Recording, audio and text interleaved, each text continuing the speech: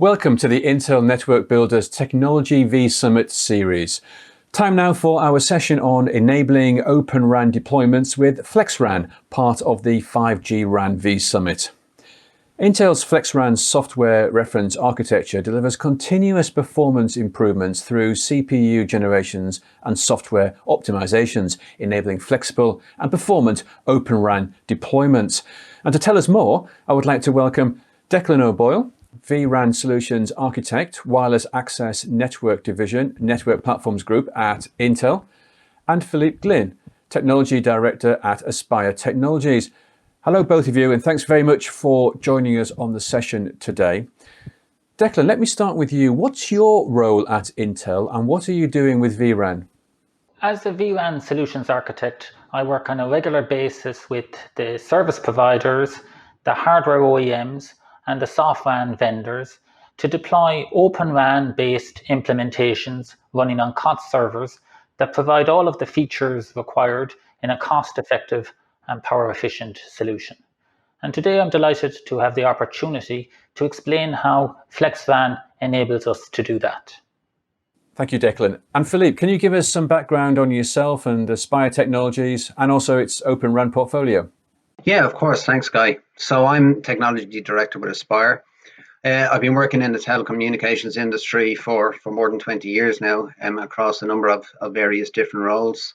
Last 10 years I've spent with Aspire, and previous to that I worked approximately the same length of time with Ericsson. I suppose my primary role within Aspire is looking at the company's technology strategy, understanding, as a company where we invest, and I suppose leading a team then to realize those technologies from, POCs, MVPs into, actual software solutions and services. Aspire itself is an independent Irish company. We provide software services, we provide network services, and we also provide consulting services towards the telco industry. We work primarily with mobile network operators and vendors, but we're also seeing growing business within the fixed line industry. We're very much a multi-vendor company and also a multi-domain company. We not only work within the radio access network, we also work within the core network. We work across IP, transmission charging, for example. And I suppose it's worth pointing out that we operate across the full, telco life cycle. From R&D, we have a very strong heritage in developing carrier-grade radio access network R&D products, through to, planning, design, operations, optimization, etc. I suppose 3 years ago, Aspire took a strategic step to invest in OpenRAN. And now we have built up another pillar of our portfolio, if you like, around OpenRAN. We work again with mobile network operators and vendors. I suppose towards vendors, we have built an interoperability and performance benchmarking lab, which is located in Dublin. And I like to think of that as a plug and play environment where vendors can actually, take their products, no matter how big or small or where they play, and drop them into our lab. And we can, independently then, integrate those solutions into the end-to-end network and validate performance. We also outsource our R&D capabilities to vendors in the OpenRAN space to help their, more to accelerate their product development. Towards mobile network operators, really, we provide a lot of consultancy services to, I suppose, navigate them through the OpenRAN space and allow them to understand, how to adopt OpenRAN technology. I suppose not only from a technical perspective, even more so, I would say, from an organizational perspective. And we also, provide technical design so that they can, roll out and deploy their OpenRAN network, in the smoothest way possible. We do a lot of deployment support. So currently we're deploying a number of OpenRAN deployments across the globe, primarily in South America, Europe, and Asia. So if I was to say, what is our ultimate goal as a company, I think it would be that we want to, I suppose, accelerate the time from product development, if you like, to operator deployments. Thank you, Philippe. Now, this session is about FlexRAN and enabling OpenRAN-based deployments. Declan, can you explain how FlexRAN and OpenRAN align or complement each other? So OpenRAN is about enabling multi-vendor solutions. To do this effectively, the first thing is to define a set of functional splits.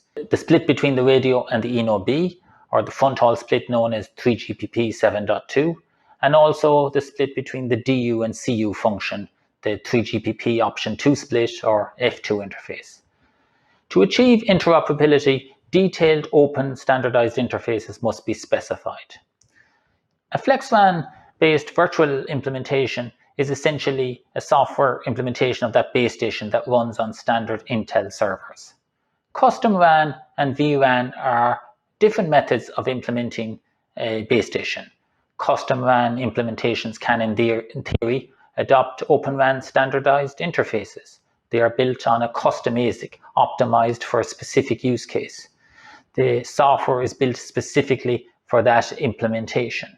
They are a performant solution for that given use case, and they are a single vendor solution. From the operator perspective, you're dealing with a single vendor from radio through to base station, and all features and all services required must be fed through that vendor. Software-based solutions can be built around standardized interfaces to enable interoperability and enable flexible deployments of the different RAN functions at different locations in the network. Hardware and software disaggregation is inherently achieved. A common hardware architecture is deployed throughout the network. Standard Intel servers can be deployed at any of these locations, and that software function deployed on top of them. It is this that enables the flexible deployments, and when orchestration functionality is layered on, this provides the agility to realize the various deployment scenarios. FlexRAN-based deployments today are multi-vendor implementations. The radio comes from one vendor. The Intel Xeon servers come from mainstream hardware OEM manufacturers. The operating system and virtual infrastructure comes from the NFVI vendors. And the FlexRAN-based software application come from what I refer to as the soft RAN vendors. And Philippe, what's Aspire's perspective here? Yeah, so following on from what Declan said, for us, OpenRAN is creation of a new, if you like, competitive and diverse landscape within the telecoms industry. And as Declan mentioned, primarily this is achieved through, the clear standardization and truly open interfaces, something that has been promised in previous technologies and not realized. But it's not only that. If we look at it as well from other technical perspectives, we see, decoupling of software from the underlying hardware. We see, the segmentation, and more importantly, the centralization of part or all of the radio access network functions. And this centralization, imposes a lot of stringent requirements, particularly as Declan mentioned, between the RU and the DU and the 7.2x fronthaul interface. Not only, the requirements defined by the ITU and later refined by 3GPP, but also just in terms of the bandwidth, the latency, and the synchronization requirements across that fronthaul interface itself. And I think, Intel directly addresses these through its hardware and software solutions, including its FlexRAN reference architecture. So really, in short, I would say that, Intel FlexRAN is actually driving or maybe more enabling OpenRAN technology. And Declan, can you expand on what you mean when you talk about flexible deployments? Are there any additional insights you can give us? Yes, so when we think of OpenRAN, we think about the CU function, the DU function, and the radio function. Then in terms of network locations, there's the cell site, the infrastructure at the bottom of the tower. There's pole mount locations on the top of buildings, etc. And now there's centralized locations. So the ability to be able to place a CU or a DU function at any of these locations brings value and efficiencies depending on the set of circumstances. So, the DU contains elements that have more stringent real-time requirements. The interface between the DU and RU consumes large bandwidth and has tighter latency requirements compared to that between the DU and CU. So the most intuitive deployment scenario would be to place the CU at the central site, the DU at the cell site, and the radio unit at the top of the tower, for example. Now, centralizing the CU is an attractive option in its own right. It's less onerous on the transport infrastructure in terms of the bandwidth required and the latency requirements compared to centralizing the full G node B.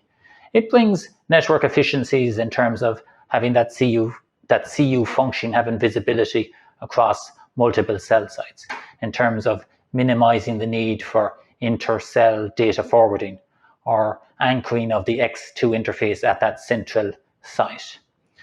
Where the transport infrastructure is in place, centralizing the DU brings many benefits in terms of the economies of scale and the pooling efficiencies. Being able to average out the busy hour traffic, getting more effective use out of that hardware infrastructure. However, this is only viable where the transport infrastructure is in place to support the latency requirements such that the DU can meet its real-time requirements with the radio. And then on the other side, there are rural locations where the backhaul transport infrastructure is not in place to support this. And in those scenarios, a CU and DU function will be located at the cell site and perhaps even integrated with the radio. So the reality is that in any given operator network, it's likely to be a mix of all of these deployments based on the practicalities of the geographic locations, the transport infrastructure, the capacities required. It's this flexibility and agility that's fundamental to the next-gen RAN deployments. And Philippe, can you give us a real-world example here? Yeah, I mean, look, we're dealing with many operators globally, as I stated before. We're seeing that operators are actually going for a multitude of deployment options. And really, as Declan said, it is a function of different variables. And the three most important, I suppose, is understanding the transport requirements, particularly for the front haul interface, but also looking at, the cloud infrastructure that is available to the operators themselves. And it's like we see, some operators going with everything on site, some operators, looking at placing the DU in the edge data center. We see the CU in the regional data center, but we do see, many different combinations and permutations based on the variables that I spoke of. I think if we were to poll, I suppose, network operators, globally, I think they'd all state that their preferred option would be to centralize as much of the radio access network as possible. The reason for that is, as Declan mentioned, it's about pooling, scalability, it's about reduction of energy costs and just a reduction of hardware costs in general. As well as that, it's, maintaining that network becomes more cost efficient, both in terms of OPEX and in terms of CAPEX. And those savings are really augmented by centralizing, some or all of the network functions within the radio access network. Now, clearly, the laws of physics dictate that the distance between the DU and the RU cannot exceed a certain distance, 15 kilometers, but the distance between the DU and the CU can extend, even many hundreds of kilometers. And, we see that those key elements that I talked about in terms of, scalability, energy reduction, cost reduction, they resonate well with the advantages that Declan outlined with regards to the Intel solution. So if we look at deployments for a second, Declan, are FlexRAN implementations only applicable to new greenfield deployments, or can they also address existing or so-called brownfield scenarios? So FlexRAN-based implementations can coexist with traditional implementations and are being deployed today on brownfield sites. vRAN deployments can interface to legacy radios. To achieve this, a front haul gateway function is required that converts from the legacy CPRI interface to a no-RAN front haul interface. The front haul gateway typically resides at the cell site and may also perform a function, a CPRI aggregation function, such that the VDU has a high bandwidth Ethernet interface. The front haul gateway function is primarily implemented on FPGAs, and Intel have various FPGAs and FPGA IP to enable this function. Now, next-gen 5G radios, ORAN compliant radios, will have this functionality integrated in the radio itself. It may be implemented in FPGAs or indeed Intel's eASIC technology that provides a fixed function implementation of the FPGA logic, offering more density and more power efficient solutions compared with FPGAs. As you can see, eASIC and FPGAs have a role to play in the DU, and indeed in the CU function itself, acceleration can be required in the form of Intel's Quick Assist accelerators to provide better throughputs for a single CU server. And Declan, if we can look in more detail at the RAN architecture, what are the elements that make up the G-Node B, and how does a standard Intel server support this? Sure. In the more dense and high-capacity DU implementations, such as 100 MHz massive MIMO implementations, or those multi-sector narrowband implementations, 15-20 MHz, the forward error correction function can be accelerated in hardware, and this is more efficient than utilizing CPU cores. This is realized in the form of PCIe plug-in cards that plug into the standard Intel servers. Intel have an FPGA-based implementation and has just recently launched its ACC 100 acceleration device based on eASIC technology. ACC 100 supports 4G and 5G concurrently, and its capabilities is aligned with the next generation Intel 6300 series of Intel CPUs. Hardware acceleration of the FEC function reduces the compute envelope required for high-capacity use cases while maintaining all of the flexibility of a software implementation. The software interface to this acceleration is an open standard known as the BBDev API, adopted by ORAN and as part of the DPDK releases. It's also worth noting that for lower capacity implementations, this FEC function may be implemented in software and indeed is included in the FlexRAN reference implementations. As already mentioned, front-haul I/O is Ethernet based, and standard Ethernet NICs can be deployed as part of the vRAN server. In some instances of DRAN deployments, the DU must provide additional vRAN synchronization capability, such as syncing to GPS, maintaining holdover function. And in those scenarios, there are NICs with enhanced timing capabilities introduced by the Intel ecosystem. The key thing around this is that these are all standard PCIe add-in cards that can plug into standard Xeon servers to realize an efficient vRAN server. How is the FlexRAN software actually used and consumed, Declan? Can you clarify who uses it? Is it deployed by the operators directly? Yeah, the FlexRAN software is not a product in its own right. It acts as an enabler to the SoftRAN vendors to develop performant commercial software solutions. It is essentially a reference blueprint of how to deliver a flexible and scalable implementation. Easily scale the number of CPU cores for the different traffic profiles. Flexible in the sense that it can support many different use cases, narrowband, midband, massive MIMO, and indeed millimeter wave use cases. The FlexRAN reference software has enabled Intel to get better understanding of the elements that should be hardware accelerated, and indeed identify extra enhancements that can be incorporated in the next generation of Xeon CPUs. It provides time-to-market advantages for SoftRAN vendors, enables them to get the best out of the latest Intel silicon technology. The FlexRAN reference software comprises of over 1 million lines of code and is provided to more than 100 licensees around the world. It's provided royalty-free, and a click-through software license agreement must be accepted. So here on this slide, we see a high-level view of the software architecture. We've already discussed the hardware elements, the Xeon CPUs, the Ethernet NICs, and the acceleration options. The next layer or element here is what we refer to as the NFVI layer. This is essentially the operating system with the real-time kernels to ensure the application meets the real-time requirements. This is also capable to support cloud-native and virtualized implementations, including VM-based implementations as well as container-based ones. Intel works closely with the NFVI vendors to ensure performant implementations. One focus area here is to reduce what we call the virtualization tax. And by that I mean the amount of compute required to perform the virtualization. Much work is done around minimizing the number of CPU cycles and cores required for the different virtualized environments. So the next layer here are the libraries. The first library is the Layer 1 SDK. This contains the signal processing libraries that are 3GPP compliant. Each FlexRAN software release adds new features and optimizations. The optimizations focus on reduced cycle counts and memory footprint optimizations. With each FlexRAN release, performance benchmarking is conducted to identify the hotspots, the parts that consume the significant amount of cycles, and analyze if it can be software optimized.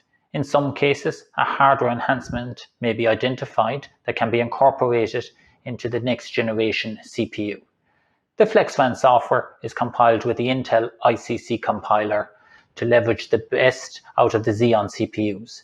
Xeon features such as AVX 512 are heavily utilized and contribute significantly to the performance of the solution. The BBU Pool Scheduler library contains an event-driven scheduler for multi-core implementations. It is a distributed scheduler. We refer to the CPU cores as baseband cores. These are isolated in Linux. No interrupts or Linux tasks can be assigned to these cores, dedicated for real-time tasks. The application creates a Linux thread and defines a list of tasks. The task controller assigns the tasks that can be distributed across a number of BBU cores. Each task is run to completion and the core fetches another task. This is how the real-time requirements are guaranteed to be met. The task scheduler must be pretty lightweight and not consume a significant amount of the CPU cycles. The FlexRAN task scheduler consumes around 5% of the cycles. Then the ORAN fronthaul library is associated with the packet processing and interfacing with the Ethernet controller, ensuring the fronthaul latency is minimized. The wireless library is an API exchange framework between the Layer 1 and MAC. The MLog library is for profiling and benchmarking the solution. And finally, we have the device drivers library, for example, for the hardware accelerator we previously referred to.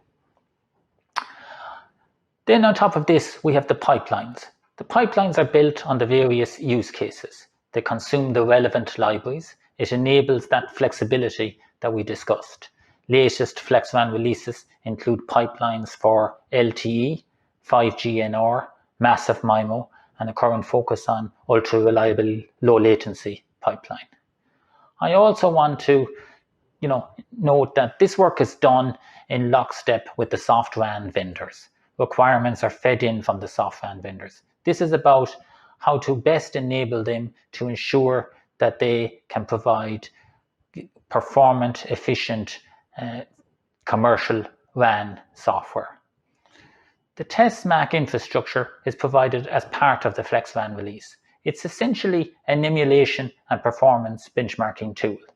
It acts as a radio emulator.